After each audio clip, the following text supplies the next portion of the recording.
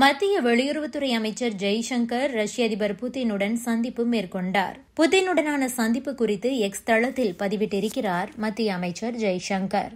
ரஷ்யாவிடம் கச்சா எண்ணெயை வாங்குவதால் இந்திய பொருட்களுக்கு அமெரிக்கா 25% வரி விதித்துள்ளது. இந்தியா ரஷ்ய எண்ணெயை வாங்கி லாபம் ஈட்டுவதாக அமெரிக்கா குற்றம் சாட்டியது. ஆனால் இந்தியா இந்த குற்றச்சாட்டை மறுத்துள்ளது. இதனால் இரண்டு நாடுகளுக்கும் இடையேயான உறவில் விரிசல் ஏற்பட்டிருக்கிறது. இந்த சூழ்நிலையில்தான் மத்திய வெளியுறவுத்துறை அமைச்சர் ஜெய்சங்கர் ரஷ்யா சென்றார். நேற்று அந்த நாட்டு வெளியுறவுத்துறை அமைச்சர் செர்ஜி லாவ்ரோவை சந்தித்து பேசினார். அதன் பிறகு இருவரும் கூட்டாக செய்தியாளர்களை சந்தித்தனர். அப்போது பேசிய ஜெய்சங்கர், ரஷ்யாவிடமிருந்து இந்தியா கச்சா எண்ணெயை வாங்கவில்லை, சீனாதான் வாங்குகிறது.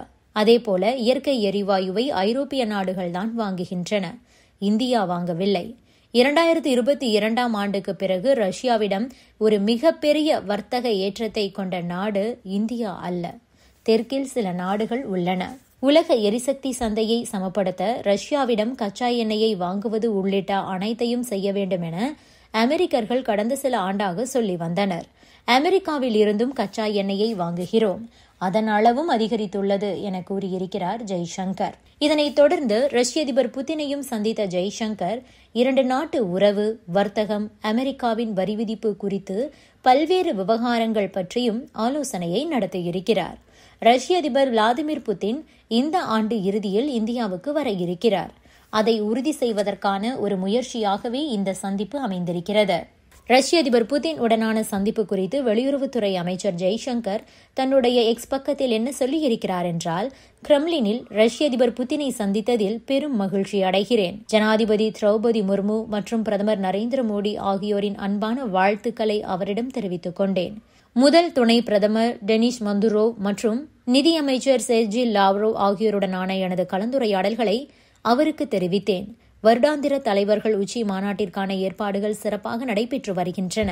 உலகளாவிய நிலைமை மற்றும் உக்ரைன் குறித்த சமீபத்திய முன்னேற்றங்கள் குறித்து அவரது பார்வைகளை பகிர்ந்து கொண்டதற்கு நன்றி என தெரிவித்திருக்கிறார்.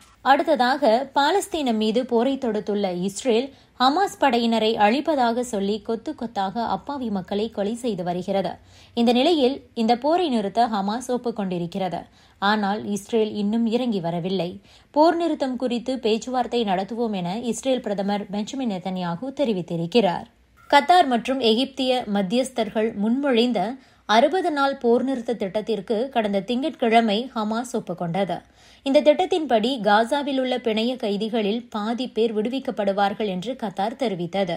இருப்பினும் இந்த ஒப்பந்தத்தை தற்போது ஏற்றுக்கொள்ள முடியாது என நெதன்யாகு கூறியிருக்கிறார்.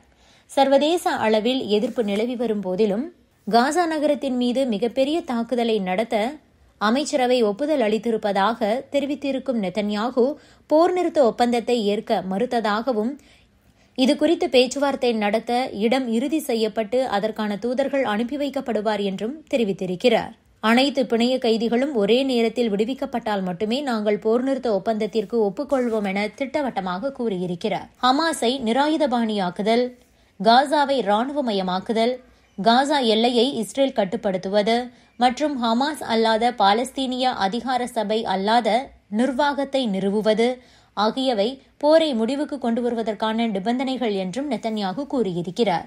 22 மாத போருக்கு பிறகு 50 பிணைய கைதிகளில் 20 பேர் மட்டுமே உயிருடன் இருப்பதாக இஸ்ரேல் நம்புகிறது. காசா நகரின் கிழக்கு பகுதிகளில் நேற்று கடும் குண்டுவெடிப்பு நடந்ததாக பாலஸ்தீனியர்கள் கூறியிருக்கிறார்கள். ராணுவம் தாக்குதலின் முதல் படிகளை மேற்கொண்ட ஒரு நாள் கழித்து இந்த சம்பவம் நடந்திருக்கிறது. காசா நகரின் 1 மில்லியன் குடியிருப்பாளர்களையும் தெற்கில் உள்ள தங்குமிடங்களுக்கு வெளியேற்றுவதற்கு மருத்துவ அதிகாரிகளும் சர்வதேச அமைப்புகளும் தயாராக வேண்டும் என்றும் இஸ்ரேல் ராணுவம் எச்சரிக்கை விடுத்திருப்பதும் குறிப்பிடத்தக்கது. Subscribe to One India and never miss an update.